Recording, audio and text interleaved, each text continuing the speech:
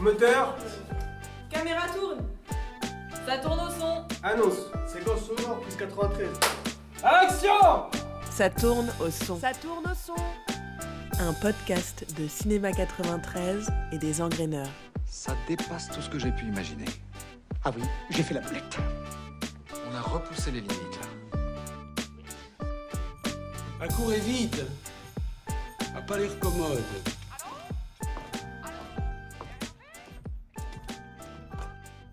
Bienvenue dans ce nouvel épisode du podcast Ça tourne au son, votre émission de cinéma préférée présentée par les jeunes ambassadeurs de Cinéma 93 et les Engraineurs.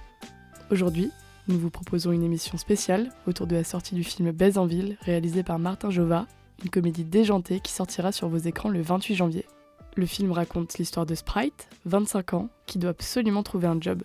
Mais pour travailler, il faut le permis, et pour se payer le permis, il faut un emploi. Finalement, il se fait engager par une start-up spécialisée dans le nettoyage d'appartements après des soirées, mais comment aller travailler tard la nuit, sans transport en commun, dans une banlieue mal desservie ? On commence tout de suite par une interview de Martin Jova, réalisateur attaché à la ville de Chelles dans le 77, où il a tourné tous ses précédents courts-métrages, ainsi que son premier long-métrage, Grand Paris. On remarque dans votre film que vous développez un ton burlesque autour d'une histoire qui aurait pu tout aussi bien donner lieu sur le papier à une forme plus dramatique. D'où vient ce désir de retranscrire un quotidien parfois plus lourd, ennuyeux, avec un ton comique ? C'est une super bonne question. Direct, quoi. Et en même temps, la réponse, elle est un peu dans la question, tu vois. Je trouve ça intéressant de prendre un truc chiant ou triste et de voir le potentiel qu'il y a de rigolo, tu sais, d'avoir de l'autodérision, de prendre du recul sur les choses et de se dire « Ah, mais ça, en fait, quand je l'ai vécu, c'était pas ouf, mais en même temps, il y a moyen de faire des blagues dessus, il y a moyen de trouver des situations comiques et tout ça. » Et c'est vrai que c'est comme, tu vois, de l'alchimie. Tu prends de la matière et tu essaies de la transformer en une autre forme de matière. Et moi, en général, je fais ça avec des trucs qui, dans ma vie, c'était pas... La première fois que j'ai fait ça, c'était sur un chagrin d'amour, tu vois. Je m'étais fait quitter, j'avais trop le seum, j'étais trop triste. Et j'ai réussi à faire des blagues dessus. Et en fait, ça fait grave du bien. Et depuis maintenant, je fais ça vachement sur les épisodes de ma vie. Et je les réinvente, je les réécris, je fais des blagues dessus. Après, les gens ils rigolent et moi, j'oublie le chagrin. L'interview de Martin Jova est à retrouver en intégralité le 30 janvier prochain sur toutes nos plateformes d'écoute.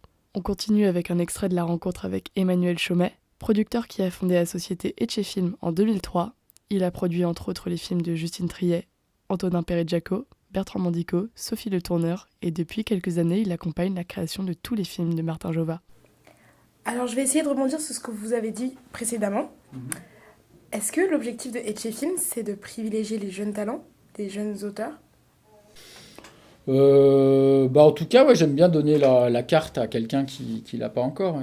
Ça m'amuse. Ça m'amuse parce que il y a forcément, du point de vue de tous les maillons de la chaîne, il y a toujours une curiosité, une fascination pour tout ce qui va arriver, tout ce qui va exister. Donc il y a toujours cette fascination-là. Et en même temps, c'est beaucoup de travail et il faut sentir les choses. Par exemple, moi je sais qu'avec Martin, avec qui je travaille depuis plusieurs années maintenant, je sais qu'à un moment donné, il s'est entouré de gens plus âgés que lui, éventuellement de gens que moi je connaissais professionnellement ou même amicalement, et je sais qu'il allait chercher là une expérience en se disant tiens, ça va lui faire gagner du temps. Donc voilà, donc l'idée de faire confiance à des jeunes gens, des jeunes talents, oui, c'est dans l'ADN de la boîte, mais j'essaye de marier ça avec mon expérience ou celle des gens qui m'entourent pour que ça ressemble vite à quelque chose qu'on peut produire, enfin, qui peut toucher du public aussi. Voilà. Donc oui, moi je suis toujours assez partant quand on me dit qu'on sort d'une école ou qu'on n'a rien fait, mais qu'on a une idée.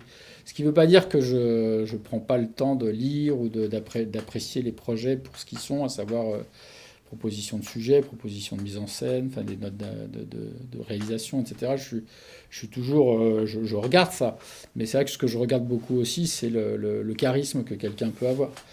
Parce que le charisme, il n'y a pas d'âge pour avoir du charisme. Il y a des gens qui ont 50, 60 ans, qui n'ont toujours pas de charisme, ils n'en auront jamais. Puis il y a des gens tout jeunes qui, dès leur premier truc, il y a quelque chose, quoi.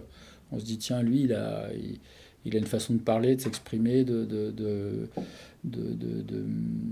motiver les gens autour de lui, parce que les projets de film, c'est toujours des œuvres collectives, même si après, au fil des films, les gens ont l'impression que c'est eux tout puissants qui décident de tout. Certains auteurs comme ça ont le melon. Mais de fait, un film, c'est des imprévus, des choses qu'on n'avait pas prévues, des choses qu'on pensait à cet endroit-là qui sont ailleurs. Voilà, et c'est un travail collectif. Donc, il y a plein de films comme ça où je sais, j'en ai en tête comme ça des films où je me dis, tiens, si on s'était pas planté sur ça, le film serait pas aussi bien parce qu'on a dû trouver une autre solution. Voilà. Et c'est ça qui est hyper excitant dans le métier. Et avec de jeunes gens, c'est vrai qu'on est plus à même d'être en situation de quelque chose qui n'était pas prévu. Parce que a priori, les jeunes gens ont moins de pression, ils ont moins envie de se dire qu'il faut faire comme ci, comme ça.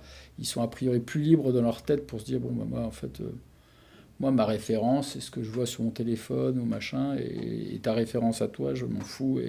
Et donc, dans cette proposition-là, il y a parfois souvent, il y a des choses à faire fructifier, à nourrir pour que ça soit intéressant, quoi.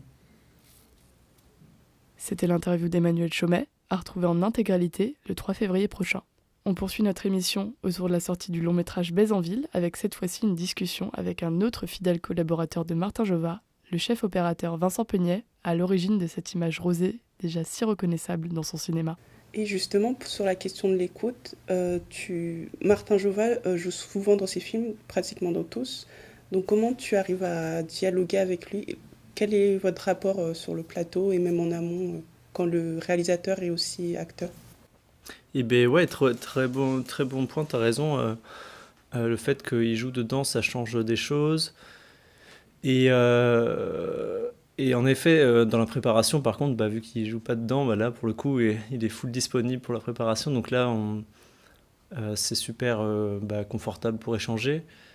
Donc on en profite à mort pendant le moment de préparation pour vraiment réfléchir au maximum. Et l'idée, c'est d'avoir suffisamment préparé pour qu'il n'y ait pas à éviter en fait, les quiproquos de tournage, qui sont les trucs les plus agréables un petit peu qui peuvent arriver sur un tournage où en fait on se rend compte qu'on n'avait pas compris la même idée d'une certaine chose. Et vu qu'en tournage, chaque chose est un peu lourd en coût, en temps, en argent, il y a une petite pression liée à tout ça, qui n'est pas si petite que ça justement. Et du coup, c'est trop bien d'avoir réglé la plupart des choses en amont pour pas qu'il y ait de petits moments où on se rende compte qu'en fait, on n'imaginait pas la chose du tout pareil. Ça arrive forcément à des petits moments, mais le but de la préparation, c'est de réduire tous ces moments-là pour pas avoir ce petit sentiment trop désagréable un peu. Mais après, ça s'ajuste vite aussi, mais... Et du coup, quand... en fait, ce qui est galère surtout, c'est quand il y a des voitures ou des... là, c'est très, très concret. Mais quand il y a des objets ou des trucs comme ça et que les comédiens ou les comédiennes, ils sont dedans, du coup, Martin, par exemple, dans une voiture pour jouer, typiquement, c'est un peu plus galère pour communiquer. C'est ridicule, mais c'est des trucs un peu comme ça, avec une vitre. C'est tous ces trucs-là où, en effet, s'il était derrière la caméra, on pourrait juste passer un mot comme ça et... En effet, quand il est accroché à un endroit, je dis ça non parce qu'on a fait un tout petit peu de cascade dans le truc, mais c'est ces moments-là. Mais en fait, dans tous les cas, même quand les réals ne jouent pas dedans, il y a toujours des moments où la caméra elle est à un endroit distant, et dans tous les cas, il y a un peu de communication par intermédiaire humain ou intermédiaire technique, genre des talkie-walkie, quoi. C'était l'interview du chef opérateur Vincent Peugnet, à retrouver en intégralité le 6 février prochain. On conclut cette émission avec la dernière rencontre de Léo Albran, venu échanger autour de son métier de régisseur général, un rôle essentiel sur un tournage. Bonjour Léo Albran, vous Bonjour. êtes le régisseur général du film Baise en ville réalisé par Martin Jova. Alors on a une première question pour vous. Comment on peut présenter à nos auditeurs le métier de régisseur et surtout, quelle est votre propre conception de ce métier ? Alors la régie, donc c'est une branche de la production, mais c'est aussi un département à part entière. Et le rôle du régisseur ou de la régisseuse, c'est la logistique. Donc on s'occupe de tout ce qui est organisation de tournage, autorisation, recherche de décors, nourriture, hébergement, sécurité, transport bien sûr. Et ma propre conception de la régie, c'est qu'en fait, alors ce qui est intéressant, c'est que c'est un métier qui est assez dévalorisé, je trouve, parce que beaucoup de gens pensent que tout le monde peut le faire et que les régisseuses sont souvent interchangeables. Alors qu'en fait, non, moi je trouve qu'il faut beaucoup de patience, beaucoup de savoir-vivre, de la sociabilité, de la débrouillardise.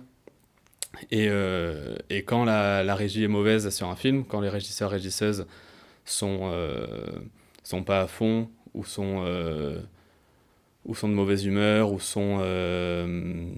voilà, enfin, ça se voit tout de suite. Et en fait, c'est là où on voit que c'est vraiment important. Et on est l'engrenage, enfin, dans l'engrenage d'un film, on est le plus important, ou le premier engrenage qui fait que si ça va pas au niveau de la régie, ça peut entraîner des conséquences plus graves dans toute la formation d'un film. Et en gros, on pourrait dire que sans la régie, il n'y a pas de film. C'était la dernière interview de cette émission avec le régisseur général Léo Albran. Discussion à retrouver en intégralité le 10 février. Le film Baise en ville de Martin Jova est à retrouver dès le 28 janvier dans les salles indépendantes du 93. Nous vous y attendons nombreux et nombreux. Merci et à bientôt pour un prochain épisode du podcast Ça tourne au son. Soyez à l'écoute.